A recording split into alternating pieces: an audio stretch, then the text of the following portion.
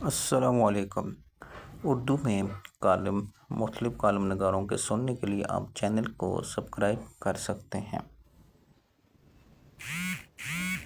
ریاست کہاں قائم ہوگی؟ نیو یارک میں اقوام متحدہ کا اجلاس جاری ہے۔ دنیا بھر کے قائدین وہاں جمع ہیں، لیکن نیو یارک میں اس کے ساتھ ایک اہم اجلاس ہوا ہے۔ یہ اجلاس امریکی صدر ٹرمپ اور طیب اردگان کی مشترکہ صدارت میں منعقد ہوا ہے، جس میں 8 اہم مسلم ممالک شامل تھے، جن میں پاکستان کے ساتھ قطر، سعودی عرب، انڈونیشیا، مصر، اردن اور امارات شامل ہیں۔ اس اجلاس کا مقصد غزہ کی صورتحال ہے۔ امریکی صدر ٹرمپ مسلم ممالک کے ساتھ اپنا دو ریاستی فارمولہ یا تجویز پیش کریں گے۔ یہی لگ رہا ہے کہ اس اسپیشل اجلاس کا مقصد ابراہیم اکارڈ پر ان ممالک کو بریف کرنا شامل ہے۔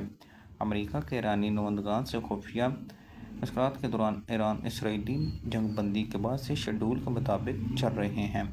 جیسا کہ آپ جانتے ہیں کہ 2 روز قبل برطانیہ، آسٹریلیا، کینیڈا نے فلسطین کو آزاد ریاست تسلیم کرنے کا اعلان کر دیا ہے۔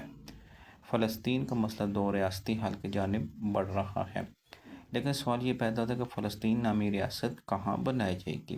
اس کا فارمولہ کیا ہے؟ یہ جواب اب تک تاحال کسی کو معلوم نہیں۔ کیا غزہ کی پٹی کو فلسطین ڈکلیئر کر دیا جائے گا، یا اس پٹی میں ایک مخصوص جگہ دے دی جائے گی، یا جیسا ماضی میں ٹرمپ نے کہا تھا کہ اعلان غزہ کے لیے مصر یا اردن میں شہر بسا دیں گے، ویسا کوئی فارمولہ زیر غور ہے؟ دیکھتے ہیں کہ کیا نکل کر سامنے آتا ہے۔ کہیں احباب پوچھتے ہیں، اگر 2 ریاستی حل نکل آیا تو کیا گارنٹی ہے اسرائیل مستقبل میں پھر حملہ کر کے قبضہ نہیں کرے گا؟ جواب عرض ہے کہ اگر فلسطین ریاست تسلیم ہوتا ہے تو عالمی قوانین کی روشنی میں کوئی ملک اب کسی ملک کا 1 انچ قبضہ نہیں کر سکتا۔ ہاں، لڑائی ہو سکتی ہے، جنگ ہو سکتی ہے۔ اگر بارڈر تسلیم ہو جائے اور سرحدیں کھینچی جائیں تو پھر مسائل بھی ختم ہونے کی امید ہے۔ اصل سوال وہی ہے کہ ریاست کہاں قائم ہوگی، اس کا حدود اربا کیا ہوگا؟ ایران سمیت سعودیہ اس پر راضی ہوگا تو پھر پاکستان ہوگا۔ ایک بار پہلے بھی عرض کی تھی کہ ابراہیم معاہدوں پر ایران اور سعودیہ کا راضی ہونا شرط ہے۔ یا تو یہ دونوں راضی ہوں گے یا پھر دونوں نہیں ہوں گے۔ کوئی یہ بوجھ اکیلا اپنے گلے میں نہیں ڈال سکتا کہ وہ ابراہیمی معاہدے پر مان جائے اور دوسرا نہ مانے۔ اس کی ٹھوس وجوہات ہیں۔ مسلم دنیا 2 بلاکس میں تقسیم ہے۔ اس حساس معاملے پر کوئی ایک بھی یہ افورڈ نہیں کر سکتا کہ وہ اکیلا راضی ہو جائے۔